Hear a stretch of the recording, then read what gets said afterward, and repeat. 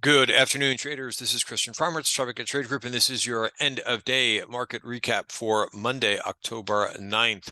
I will get right into the themes of the day and some of the major observations. But before I do that, risk disclaimer is right in front of you. Everything that we're going through is for information purposes only, not giving out any advice or recommendations. Very interesting price action to start the day. Obviously there's this global situation that's this geopolitical conflict that's going on, and the market is usually jumpy when those types of things happen. One of the things to kind of keep in mind, and been a couple good emails about the subject. Ryan Dietrich put out a good email about what the performance is of stocks around geopolitical conflicts.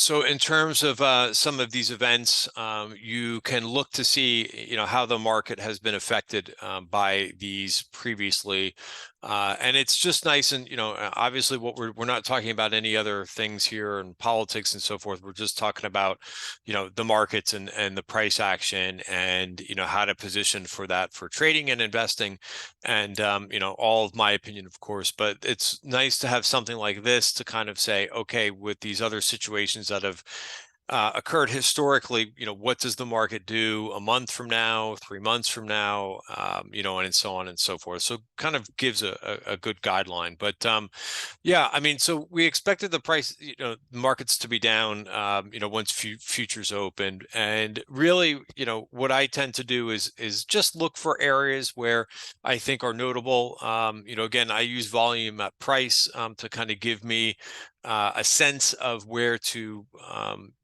put some money to work versus where not to, and stay out of the market and avoid it. And one of the things that I mentioned in the overnight session was, hey, every week, obviously, we have a new value area on the 1 hour chart, right, which is based on the previous week, right, and what volume and price did in that previous period. So, we had our levels to watch in S&P futures. You could see how we opened. We opened up down, and 43.11 was the level that I was watching, and basically where we were able to kind of hold that through the overnight session. Again, a little bit of back and forth there, and it's not perfect, but in terms of this level, like I know some people want an exact level, but sometimes price kind of meanders around that level before it finds a direction, and then it goes. So you have to have a little bit of buffer room. But here, here's 43.11, and that held quite nicely. And the same thing for Nasdaq futures. And I tweeted this out last night, and that level held too. You could see that how well the support was acting. So kind of a retest of the breakout.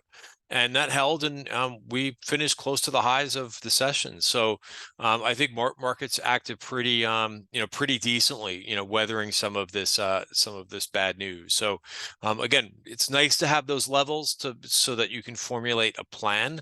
That's basically just what I look to do, right? As a trader, right? We don't want to be making predictions, right? We want to have signals, levels to trade against, so that where you're right or where you're wrong, and where to add more risk or take some off. What was surprising today was the small caps. I didn't think that we were going to get a move out of the value area. Again, different looking picture in the small caps on the 1 hour chart, because this opened up inside the value area. I thought you might hit this resistance here and not do too much else for the day, 172.94, but this got above, and one of the takeaways I would say right now, before I go over more detailed levels, which I want to do on the daily chart. But there's basically been, there's been a change in tone here since we've entered October, right, and have that seasonal, that stronger seasonality is starting to, become more present. And when you're looking at that seasonality chart of the SPX, it is really kind of the middle and the back end of October that is seasonally stronger. But things kind of begin to improve once you do get into into October. And what we're seeing, I think, in addition to that, IWM having a good day, But it just looks like, going back to what we saw in August and September, the market would open up lower and it would just keep going lower for the rest of the trading session. You would see a little bit of a bounce during lunchtime because there's very little volume then. And then, the market would kind of, for the most part, continue to either go sideways or to go down. There was very little buying the dip that happened in August and September. Now it does feel a little bit different. It feels like there's some life to the market. So I see a change in tone, even though, we're only a little bit more than a week into October, it does feel like there's a little bit of a change in tone. So for now, that's what we have. And of course, bonds rallied a lot today. Part of that is kind of the flight to safety when there is some type of geopolitical situation going on. You'll see that again and again. But yeah, the bond market was closed today, but bond futures still trade. It's still a normal trading day in terms of, if you're looking at bond futures and if you're looking at TLT, all of those things still trade, even though the overall, you're not going to have a bond auction today, but I don't think most retail traders are trading bond auctions. But you will still get the price action, and this is the first time that we've seen, after, this is going back to where we were last week. I had mentioned that this was a logical place for a bounce and possible reversal. We're starting to get that now, right? We're starting to see price get above the 5-period moving average. This is the first time in months, right? I think going all the way back to the end of August where we've seen the price action get above its 5-period moving average. By the way, that's an exponential moving average, but it does a great job at telling me what the short-term trend is doing. Also TLT, right, which was up 2.3% today, right? We have not seen a day like that in a while. So this is starting to burn off, get past some of those oversold levels. Right. If you wait, there was this last version point of control that was also taken out in TLT, and that is starting to move above its 5-period moving average. Now it will have some resistance to get through. That's up at that, but that's quite a ways away. That's at 89.49, and if we got up there, that would be a decent move back in bonds, and would take the pressure off of what we saw over the last month with rates going higher, for the better part of 2 months. So that would reverse some of that pressure that's been on the equity market. Also, the dollar gave back its gains. So the dollar was up about 0.5% this morning, and that gave back its gains. So it does feel like there's a little bit of digestion going on in the dollar. Notice also that you had, this is something that I pointed out in the weekend member video, that you had a bearish divergence over here. You had in terms of the RSI, did not make a new high when the price action did. So that's a bearish divergence. And, even though like normally when there's something going on, like it was over the weekend, normally the dollar is much stronger, and again it did open up stronger, but it was faded. So I think that's pretty good. Now, before I get into any of the single stocks, yes, there is going to be there's some resistance. We kind of paused here in the afternoon, right at 43.69.75. So it's not to say price can't get through this resistance. Qs were able to do it. In terms of the bottom of the October value area. So we'll see, one day at a time. We could also back and fill in here a little bit before we try, again, or we could do it tomorrow. It's really whatever the market wants to do here, but 43.69.75 is a level that I'm paying attention to. Also, remember with the Qs, it took, a couple attempts, right? But the main thing is we've, off of the technical level that we talked about last week, right, which is the VPOC down here, we took this out and we have a reversal on our hands. So again, that's a lot of times how a version point of control works. And once again, we have another example of one, providing a great signal. All right, but that's what I see for now. I mentioned the Qs, just so that you can kind of see how this unfolded. Going back to last week, it had multiple attempts to get through, and then it finally did on good volume. And by the way, you had some nice follow through today in the Qs, which were up just about a 0.5%. Other observations, right? We talked about bonds, some of the best performing groups. A lot of times this happens when you've got something in the Middle East going on. Defense names were very strong today. The aerospace and defense ETF was up over 4%, and it did actually rally 2% past the open. A lot of times there could be, gap ups and then they're kind of faded a little bit. That happened a little bit more so with energy today. I'm going to talk about that next. But interesting, the best performing sector from the open today was actually the home builders. The home builders were up 2.1%. Now, they weren't the best performing group on the day, but I always like to see what performs the best once we open. So let's talk a little bit about crude just for a minute. You've got a great level to watch here. Price closed right around that bottom of value, 86.16. So again, this had a hell of a nice bounce to it from where we were last week. We got probably a little bit oversold here to the downside, and now the heavy lifting rally right into that bottom of value, and we'll see if crude wants to move back into the October value area. And I did not put on anything in energy today. I looked at some trades I thought was and here's what the XLE, we'll start with this. The XLE, chart on the weekly chart, price did come into the top of value and it held last week. So far you have an inside candle. It's just the beginning of the week, so I don't really want to make any conclusions about the weekly. But you're going to have to battle with some overhead resistance here too, specifically the 50-day moving average. So I saw a lot of these charts like this. I could go through 10 energy charts with you. They're going to have, this was a real nice bounce, but there's a lot of overhead resistance, such as the 50-day moving average and the bottom of value. So I didn't particularly want to go after a trade that has to get through that overhead resistance. Again, I'm always looking for the path of least resistance, not where there's a lot of obstacles to get through. And what I noticed was a lot of the coal names acted the best, I thought, in terms of the chart. For example, CEIX had a nice check back to the top of value. Now, I did not go long this one.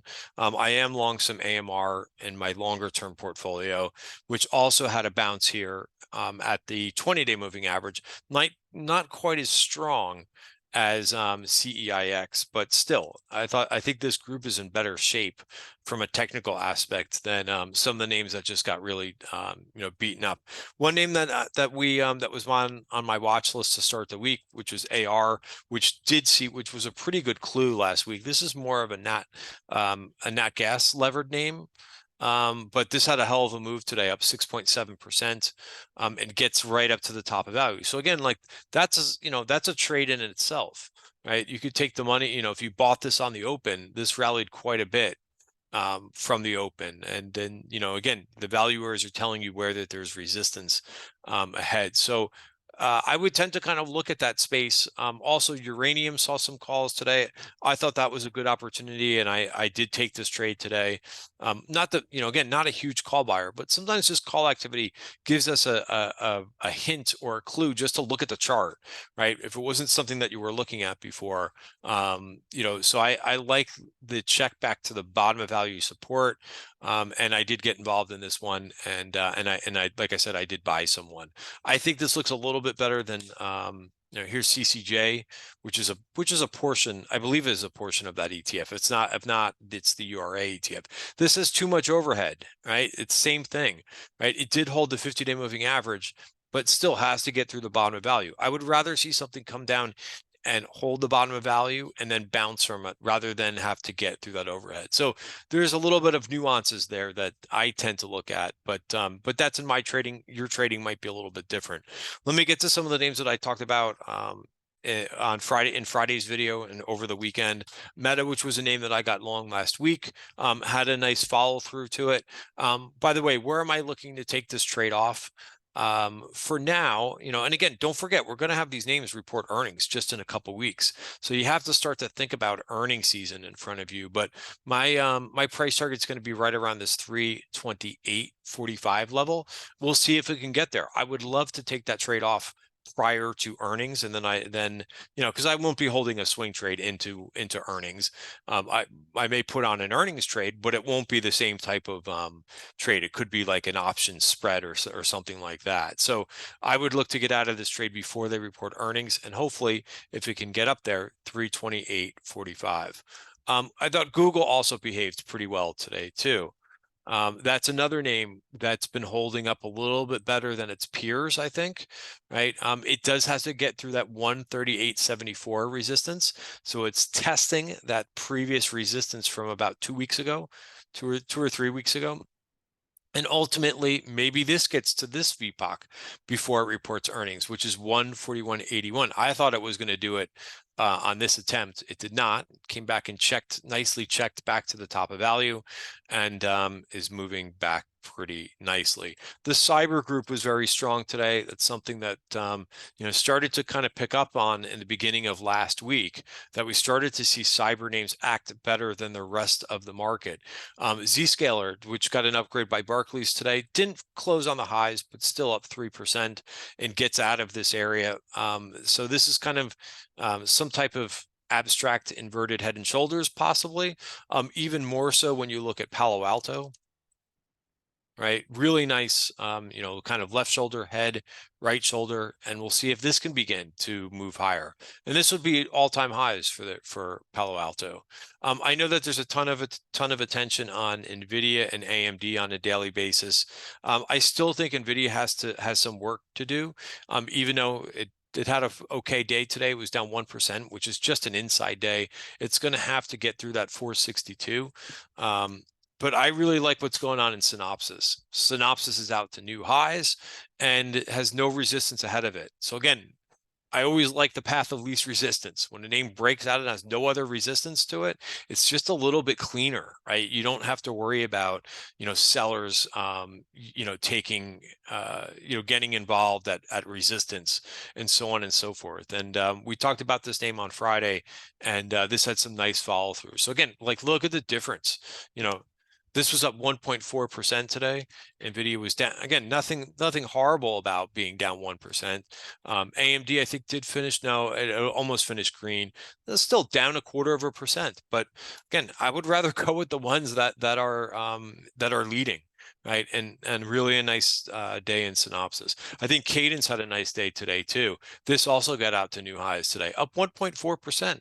So again, regardless of the brand recognition and how much attention names get on the attention that names get on Twitter, I would rather go with some of the ones that don't get as much attention, as long as the performance backs it up. All right, so we talked about some of the cyber names. Crowd is another one that had another good day, up 2.9%. So very strong there.